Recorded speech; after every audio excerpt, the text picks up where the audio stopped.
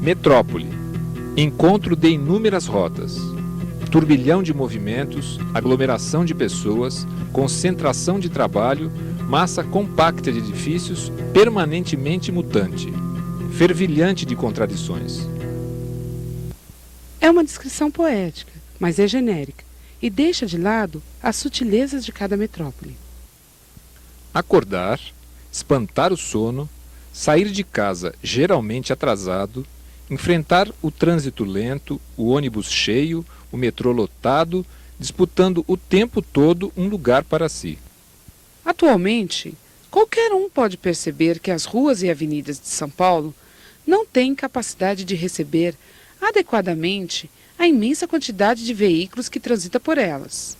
Mas esse é apenas um dos elementos, dentre muitos outros, como a poluição ambiental causada por esses veículos, o desperdício da energia dos combustíveis, a pouco desenvolvida rede do metrô, que juntos compõem o quadro dos transportes na Grande São Paulo.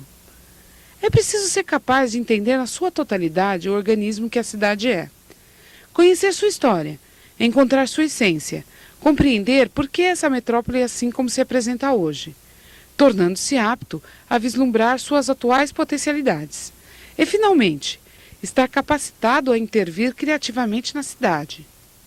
Trabalhar é o verbo mais conjugado em uma metrópole, e uma espécie de trabalho dos mais típicos de metrópole é o que acontece nos chamados edifícios de escritório.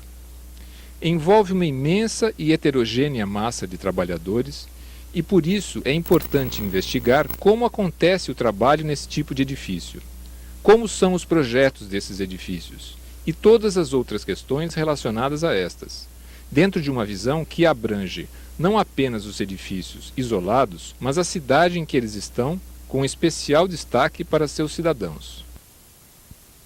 Após as dificuldades com o transporte entre a residência e o local de trabalho, onde já chega cansado, esse trabalhador tem pela frente no mínimo mais 8 horas de trabalho, ao final do que ele terá que enfrentar a igualmente desgastante volta para casa.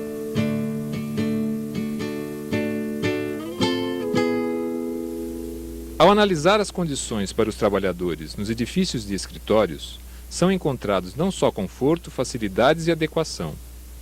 Há várias condições que prejudicam o desempenho do trabalhador, outras que agridem a saúde. Vamos ver alguns exemplos mais comuns. Existem tensões permanentes geradas pela competição por eficiência e produtividade nesse segmento profissional. E essas tensões não são descarregadas porque o trabalho não envolve esforço muscular e movimento. É um tipo de trabalho estático e cerebral.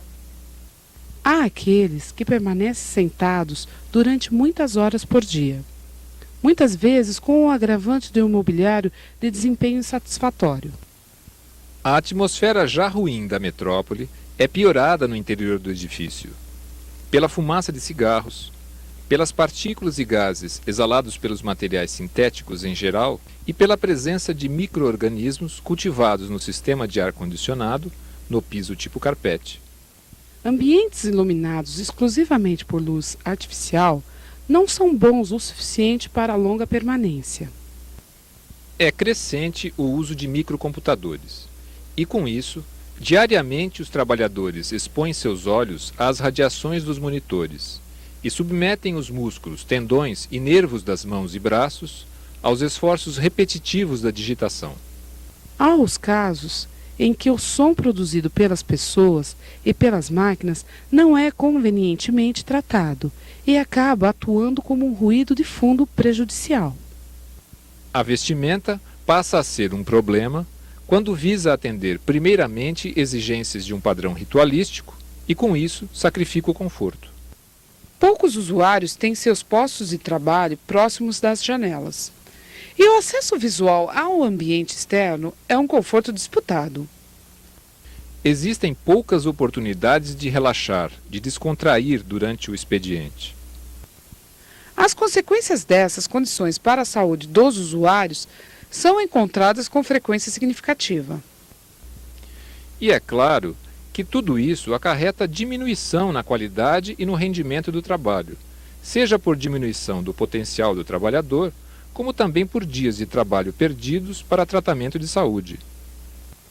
Há também perturbações do rendimento no trabalho, como consequência dos casos em que há desadaptação do espaço de trabalho decorrente de sua pouca flexibilidade, deixando de propiciar privacidade ou encontro entre as pessoas, nas doses e nos locais desejados. Depois de falar sobre todos esses problemas, poderia ficar a impressão de que estamos falando de um setor da construção civil em que os problemas de desempenho atingem uniformemente os edifícios comerciais de escritórios. Não é isso. O desempenho dos edifícios é muito diversificado, até porque a automatização dos sistemas de condicionamento artificial dos ambientes nos edifícios comerciais é uma tendência que vem se reforçando e diferenciando muito os edifícios ao ponto de se poder classificá-los como automatizados ou como convencionais. E é um possível desafio para uma metrópole como São Paulo recuperar e readaptar os edifícios convencionais, já que, tendo sido construídos há mais tempo, estão em áreas mais centrais, onde a infraestrutura de serviços já está implantada. E a automatização, por si só, pode não garantir a satisfação para o usuário do edifício. Porque, afinal, o que é satisfatório para o usuário? Para melhorar as condições para o usuário e otimizar seu desempenho enquanto trabalhador, é necessário conhecer o nível de satisfação que os ambientes construídos têm proporcionado. Incrementar as pesquisas científicas continuadamente é o que se pode fazer para se dispor desse conhecimento de modo programado. Em seguida, é indispensável divulgar amplamente as informações disponíveis, os resultados mais recentemente obtidos, as conclusões e as questões abertas, inclusive. Assim, os pesquisadores desta área estarão cumprindo o seu papel de contribuir para a melhoria das condições de vida da população. Avaliação pós-ocupação é um método de abordagem dos ambientes construídos para investigar, diagnosticar, recomendar e, finalmente, aprofundar o conhecimento sobre os ambientes, visando futuros projetos. A avaliação pós-ocupação visa principalmente otimizar decisões de projeto, aprimorar diretrizes e normas do processo produtivo, do uso, da operação e da manutenção de ambientes. Possuindo os conhecimentos científicos, os diversos segmentos envolvidos terão melhores possibilidades de desempenhar seus papéis na dinâmica da sociedade. São muitas as variáveis, são muitas as metas de conciliação difícil, mas esse é o desafio e a responsabilidade para quem projeta. E projetar é ousar, é tentar chegar a novos e melhores resultados. E para que a cada novo projeto se aumente a percentagem de acerto, é que fica facilmente compreensível a necessidade da avaliação dos ambientes construídos depois de já estarem em uso. Porque a relação entre usuários e ambiente é viva, mutante.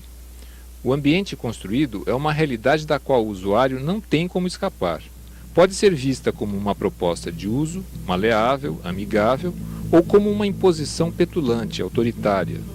E o usuário interfere no ambiente, apropria-se dele, ajusta-o, tanto quanto consegue. E essa relação tanto pode ser de colaboração, como pode ser de destruição.